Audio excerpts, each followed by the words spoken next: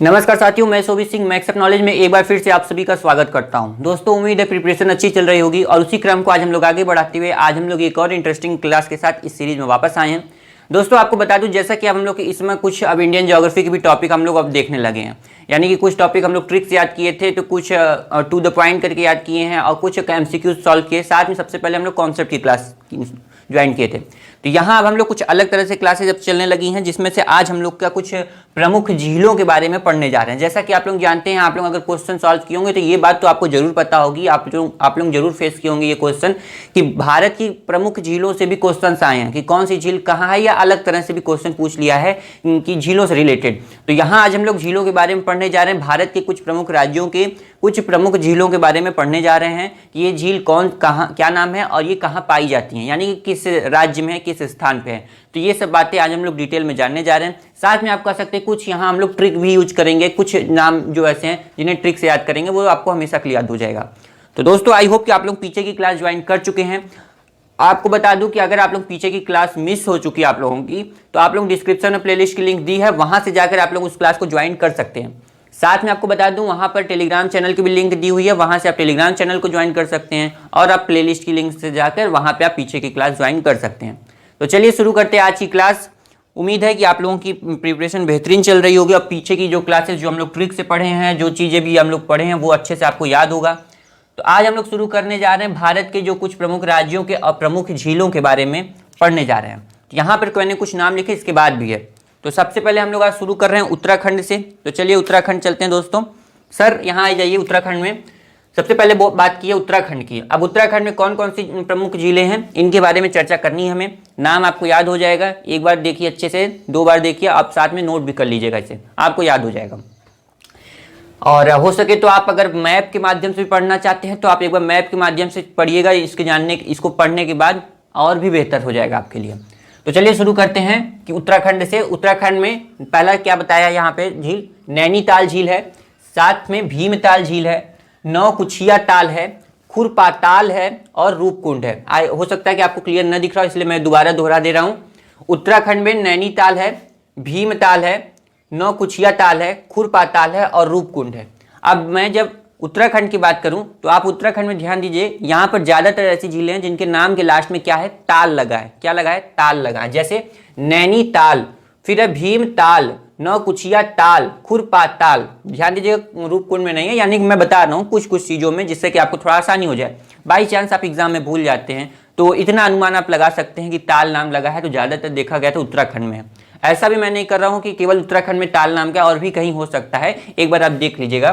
तो वैसे आपको बस थोड़ा आसानी के लिए मैं बता रहा हूँ। उत्तराखंड में क्या है, नैनीताल, भीमताल, नौकुचिया ताल, खुरपाताल और रूपकुंड है। नेक्स्ट चलते हैं जम्मू कश्मीर। अब जम्मू कश्मीर, ज़्यादातर झीलों की जब बात की जाती हैं तो आप कहेंगे कि उत्तराखंड में, जम्मू कश्मीर में आपको हो सकता है कि आपको कुछ नाम याद भी हो। जैसे कि सबसे पहले जम्मू कश्मीर की बात आती है डल झील, डल झील के बाद है वूलर झील, वूलर के बाद अनंतनाग, अनंतनाग के बाद नागिन, फिर नागिन के बाद बेनीनाग और बेनीनाग के बाद शेषनाग। ये इसमें से आप कह सकते हैं कि डल झील और वूलर झील ये आपकी बहुत ही फेमस झील मानी जाती है भारत में, डल झील और वूलर झील। तो ये बातें ध्यान दीजिएगा कि जम्मू कश्मीर में डल झील और वूलर झील है, साथ में आपका अनंतनाग, नागिन, बेनीनाग और शेषनाग है।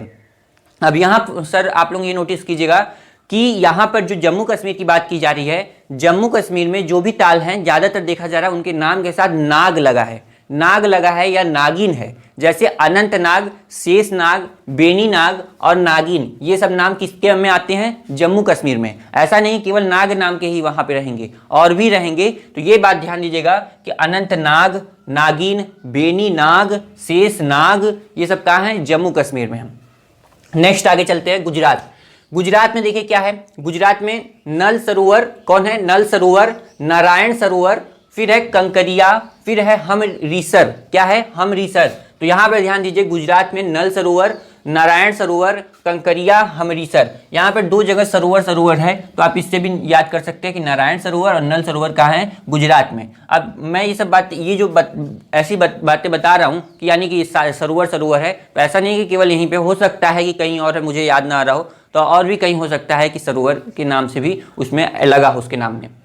तो ये हो गया गुजरात का। 3 नाम हम लोग 3 जगह का देख लिया, उत्तराखंड, जम्मू कश्मीर और गुजरात का। नेक्स्ट आते हैं राजस्थान का। बात मानिए, राजस्थान की भी जो झीलें हैं उसको बहुत प्रमुख माना जाता है, और राजस्थान की झीलों से बहुत अधिक मात्रा में क्या होता है, वहाँ से नमक प्राप्त किया जाता है राजस्थान की झीलों से, जिसमें सबसे ज़्यादा आप कह सकते हैं बहुत फेमस है इस मामले में तो सांभर झील है।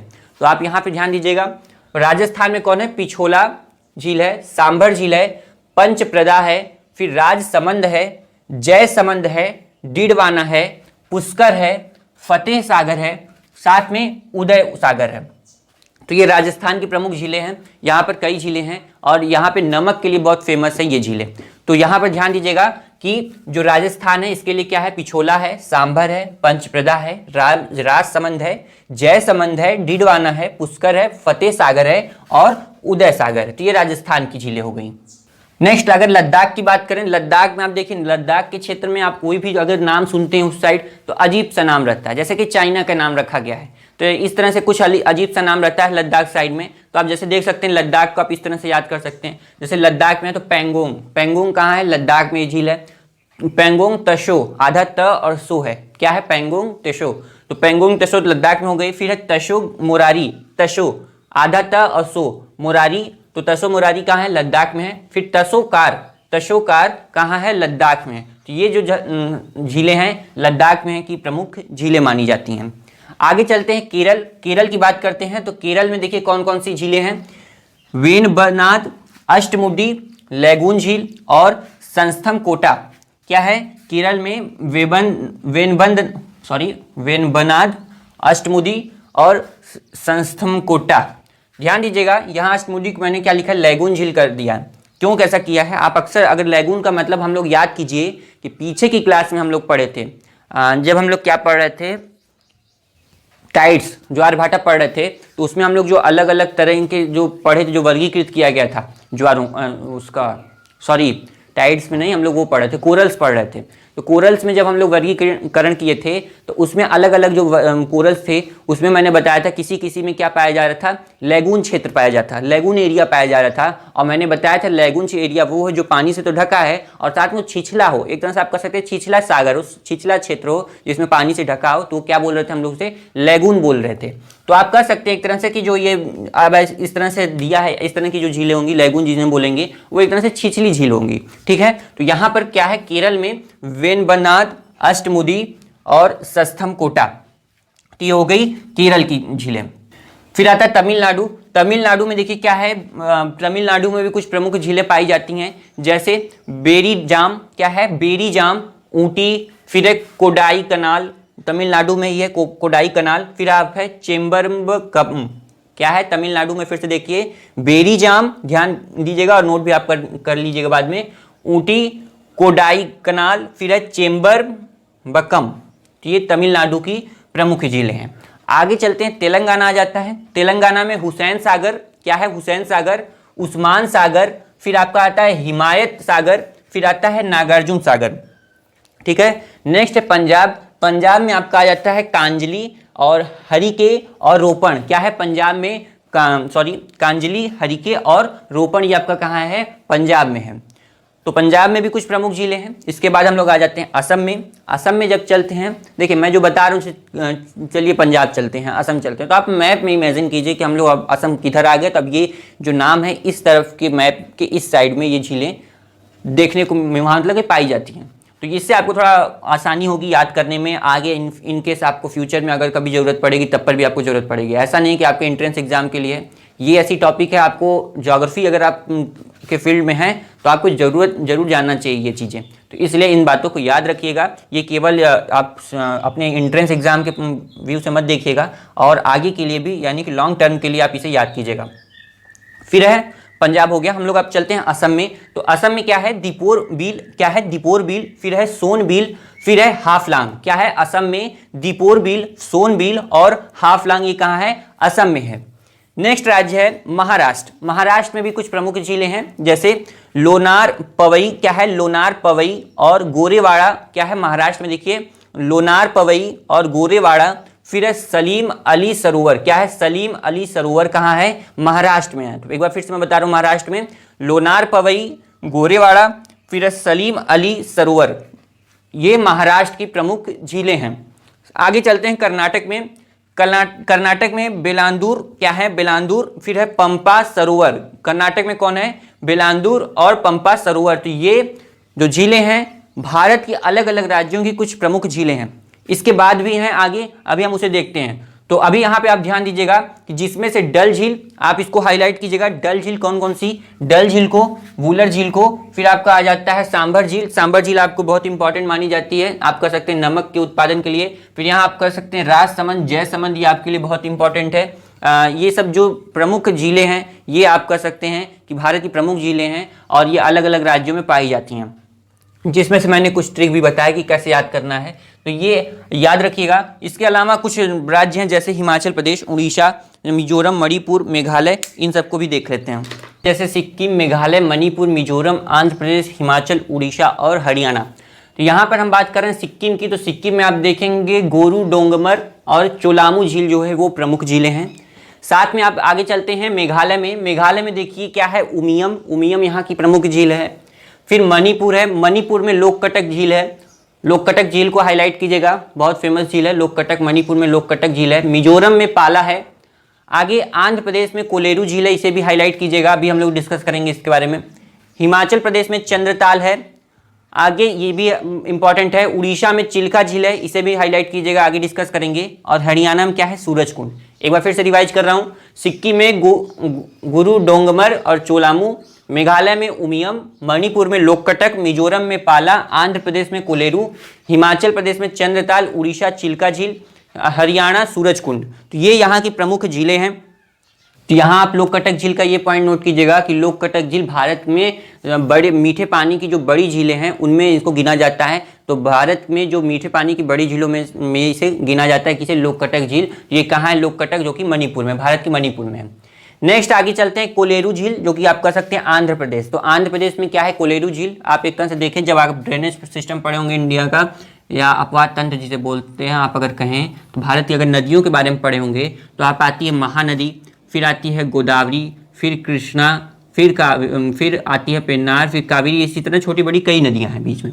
तो आप देखेंगे जो गोदावरी है, गोदावरी और कृष्णा के बीच में इनका डेल्टा क्या होता है, इनका डेल्टा क्षेत्र एक दूसरे में मिला हुआ है, गोदावरी का और यहाँ पे आपका कृष्णा का। तो इनके डेल्टा के बीच में, इनके आप कह सकते हैं डेल्टाई क्षेत्र में, इनके बीच में कौन सी झील पाई जाती है, आप कहेंगे कोलेरू झील। तो कोलेरू झील कहाँ है, गोदावरी और कृष्णा के बीच में, या आप उनके डेल्टाई क्षेत्र में बोल सकते हैं। तो ये ध्यान दीजिएगा कि यहाँ क्या है, कोलेरू झील आप कह सकते हैं, कोलेरू झील। गोदावरी एक तरफ और एक तरफ कृष्णा है। गोदावरी जो कि प्रायद्वीप भारत की सबसे बड़ी नदी है, फिर आप आ जाती है कृष्णा, जो कि उसके बीच में कोलेरू झील है। तो ये अब ध्यान दीजिएगा, कोलेरू झील कहाँ है, आंध्र प्रदेश में। आई होप कि आपको ये याद हो जाएगा, ये इतना मैंने बता दिया। तो आगे आती है चिल्का झील को अगर बात करें, ये भी इंपॉर्टेंट है, इसे नोट कीजिएगा। यहाँ लोककटक झील को भी इंपॉर्टेंट है। तो चिल्का झील का हमने बात किया है कि यह भारत की सबसे बड़ी क्या है, यह भारत की सबसे बड़ी समुद्रीय झील है। क्या है, समुद्रीय झील है। यह भारत की सबसे बड़ी समुद्री झील है, जिसका नाम है चिल्का झील, और ये भारत की सबसे बड़ी है। और आप कह सकते हैं विश्व की ये दूसरी सबसे बड़ी नदी है, विश्व की दूसरी सबसे बड़ी समुद्री झील है ये समुद्री झील। समुद्री झील का मतलब आप समझ सकते हैं कि एक तरह से नदियों द्वारा अवसाद, समुद्र का ही क्षेत्र था, नदियों द्वारा अवसाद लाया गया और अवसाद ला के उधर वैसे पूरा कर दिया गया, अवसाद जमा हो गया, बीच में झील बन गई। तो आप इस तरह से एक समुद्र का ही पहले हिस्सा था, लेकिन यहाँ पे अब ये अवसादों द्वारा क्या हुआ, इसे अलग कर दिया गया समुद्र से, तो ये क्या हो गई, ये आपकी समुद्री झील हो गई। तो उड़ीसा में है चिल्का झील, जो कि भारत की सबसे बड़ी और विश्व की दूसरी सबसे बड़ी समुद्री झील है। तो ये सब पॉइंट है जिसे नोट कीजिएगा। तो दोस्तों इस तरह से क्वेश्चन पूछ सकता है कि भारत की सबसे बड़ी झील कौन सी है, मीठे पानी की झील सबसे बड़ी कौन सी है, और खारे पानी की सबसे बड़ी झील कौन सी है, ये झील कहाँ पाई जाती है। तो इस तरह से क्वेश्चन पूछ सकता है, तो आप इन सब बातों का ध्यान दीजिएगा।